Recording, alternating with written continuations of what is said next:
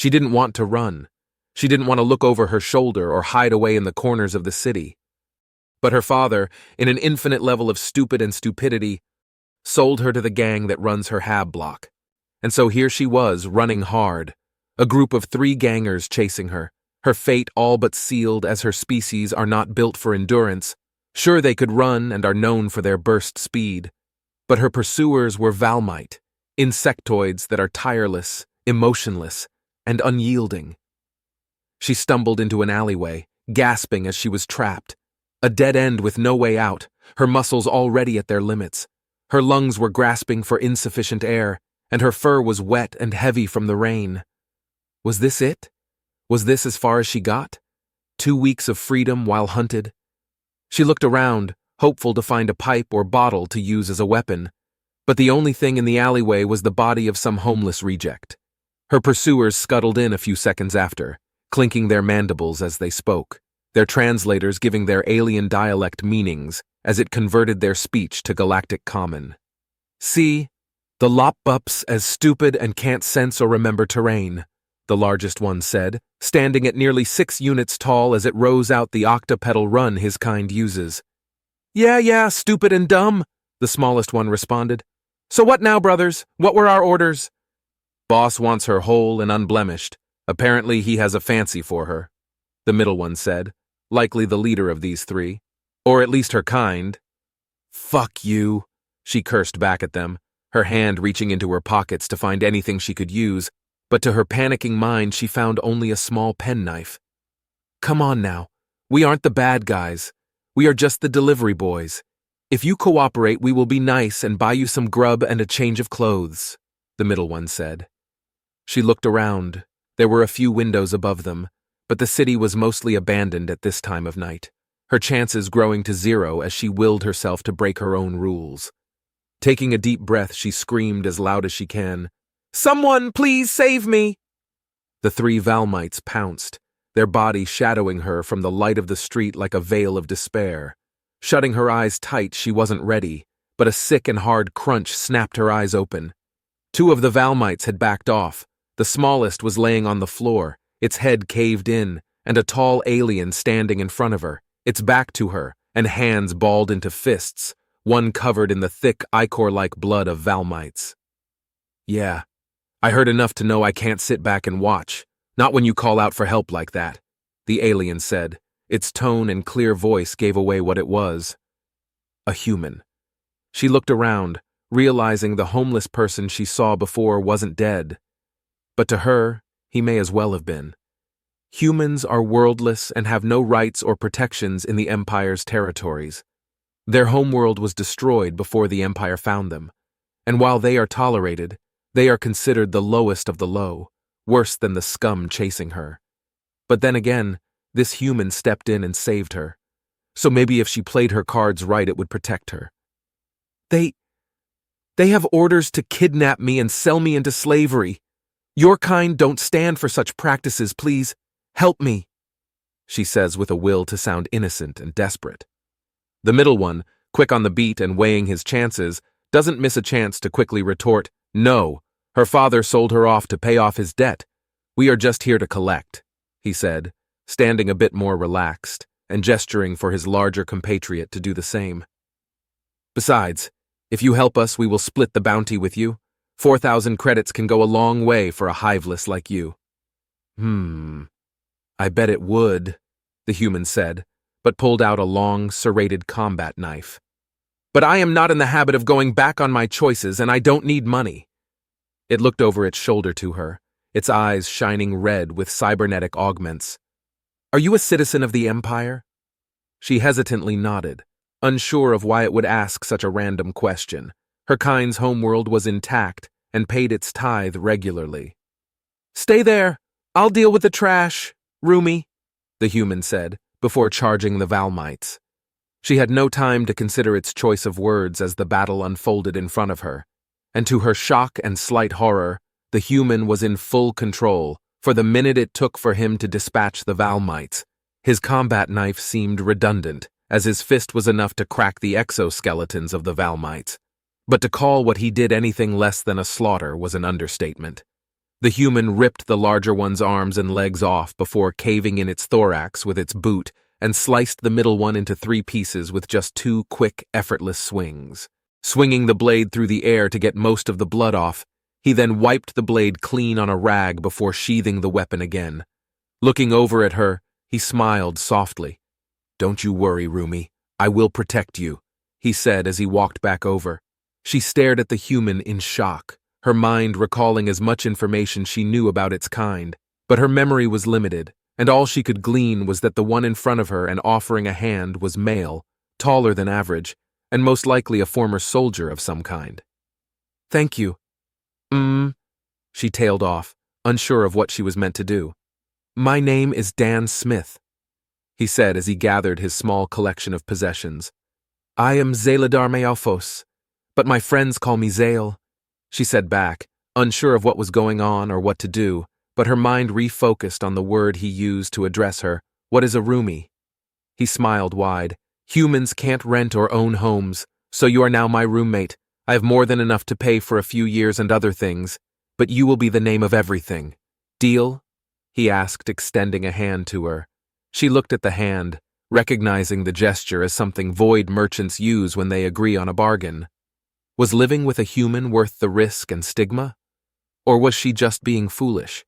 It didn't matter. This human was offering his skills and protection in exchange for a roof over his head, a sentiment she could agree with.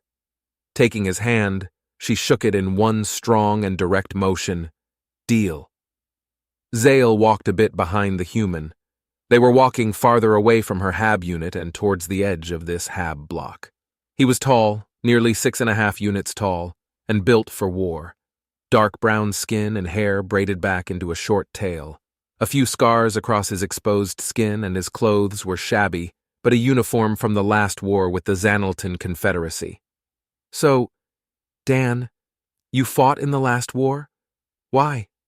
she asked slowly, wanting to gain some insight into this human. "Oh, yeah.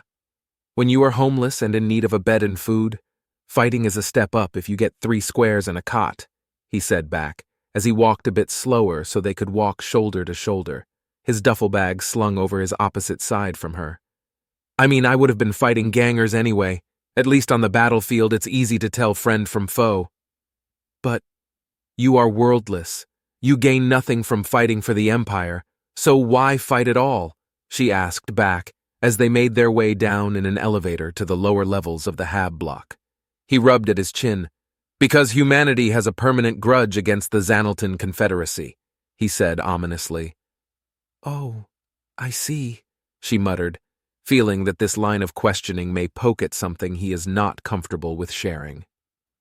"Anyway, let's focus on getting us a place to live," he said, stepping off the elevator and walking not to the administration office, but to the gate out of the arcology she had known as home for all her life. "Wait, where are you going?" she asked, half stepping towards the safety he provided but still fearful of leaving her comfortable bubble of familiarity. He stopped and looked back, a soft and understanding smile on his face. "You have never left your HAB block. But don't worry, Zail. I'll be right beside you. We are just going 2 HAB blocks over. An hour walk at most."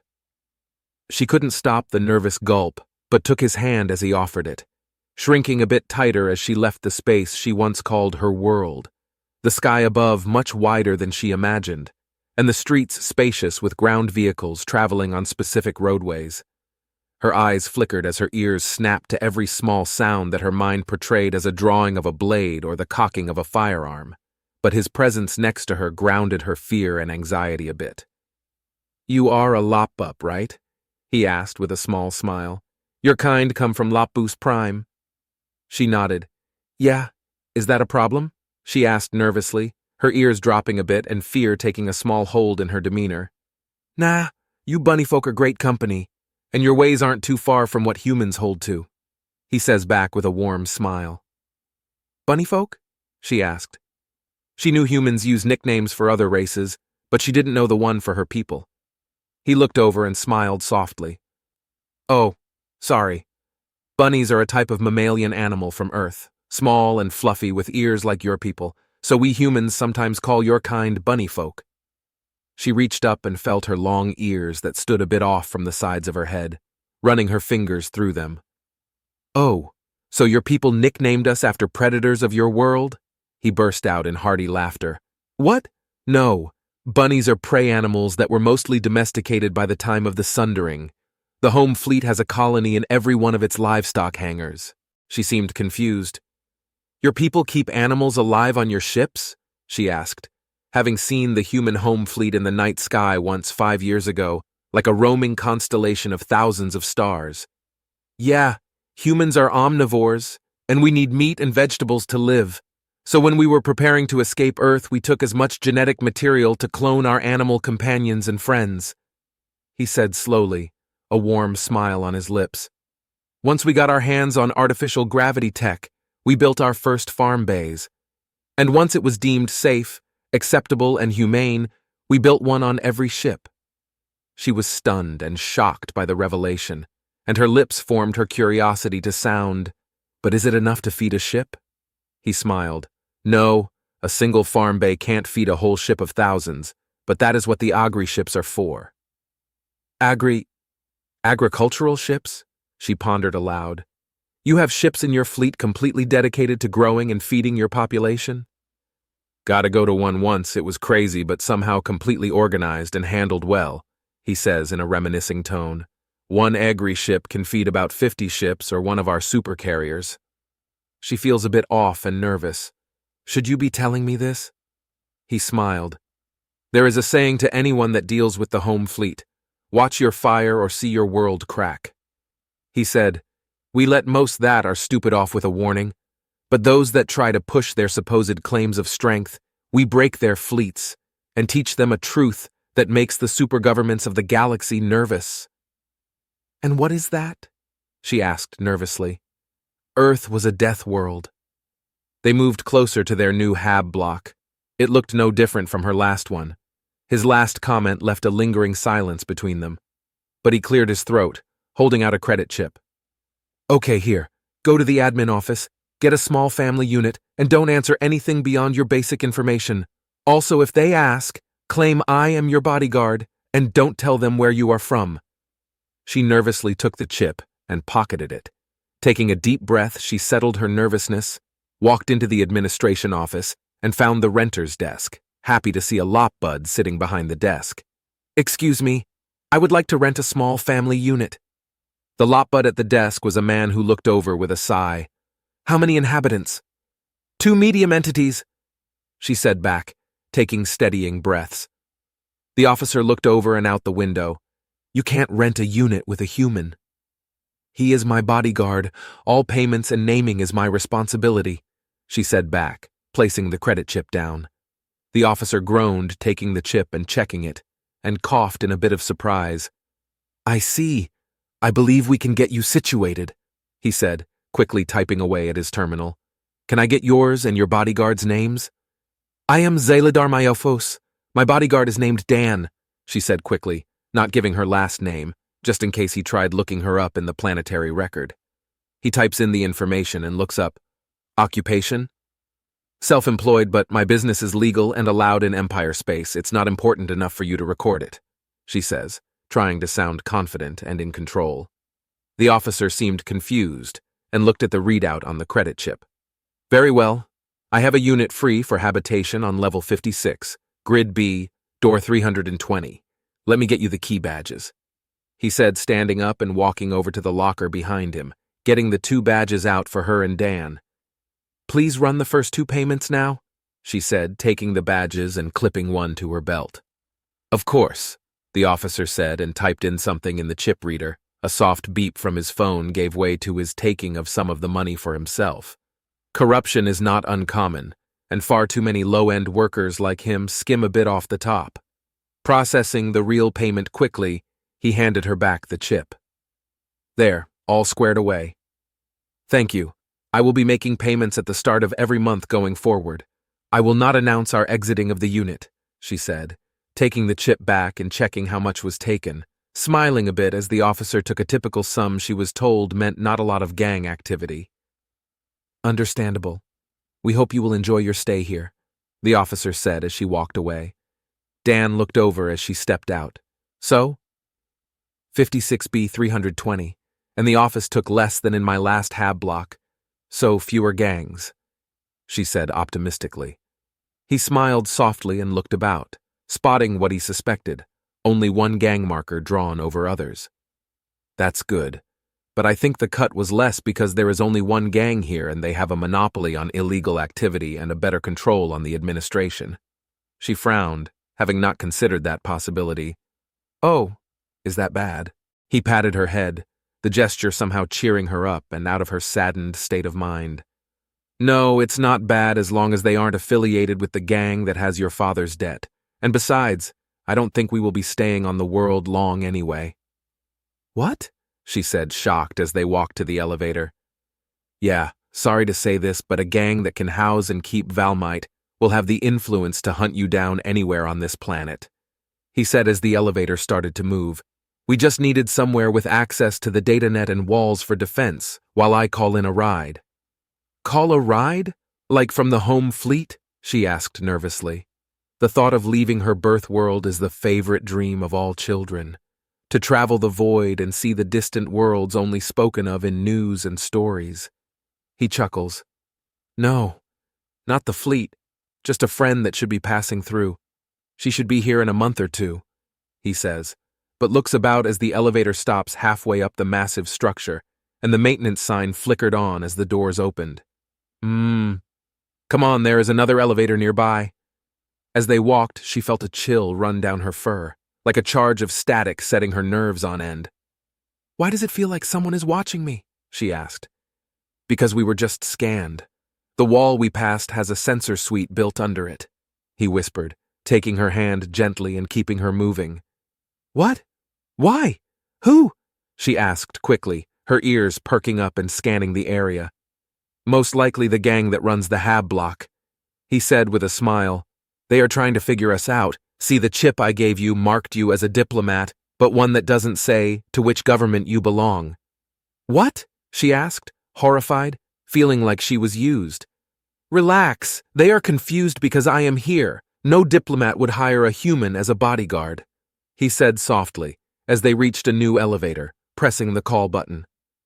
Are we in danger? She asked softly. Not yet, but when we get to the unit, I need you to make a barricade to hide behind. With luck, I can get them to back off, however, it may still get messy, he says, as they ride the elevator up to the 56th floor.